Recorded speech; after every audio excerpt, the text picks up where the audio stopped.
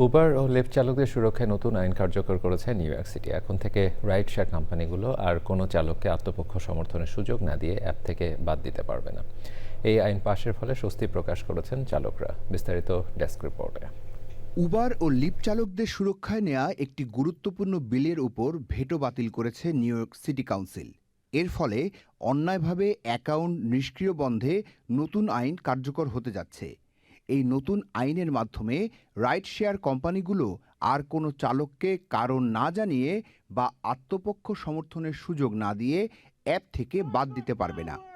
চালকদের আয়ের নিশ্চয়তা ও হয়রানি প্রতিরোধে এটিকে একটি যুগান্তকারী পদক্ষেপ হিসেবে দেখা হচ্ছে। I couldn't pay my rent about for 6 months, and I had to support my family with this income. I had a car payment, my brand new car.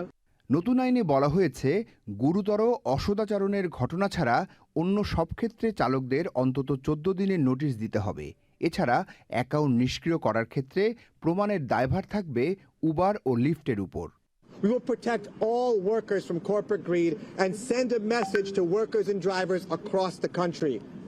So to Uber and Lyft, you are on notice. এই আইনের মাধ্যমে চালকদের জন্য একটি স্বাধীন appeal প্রক্রিয়াও নিশ্চিত করা হয়েছে, যা রাইড শেয়ার কোম্পানিগুলোর নিয়ন্ত্রণে থাকবে না। What this bill does is allow drivers to have an independent appeal that the companies do not control. You can file a complaint with a city agency that can investigate an unfair firing. It's a comprehensive set of rights for drivers. Ride share চালকদের মতে এই আইন তাদের দীর্ঘদিনের ন্যায্য দাবি পূরণ করছে এবং ভবিষ্যতে অন্যায় সিদ্ধান্তের বিরুদ্ধে দাঁড়ানোর সাহস যোগাবে। Desk report, channel I.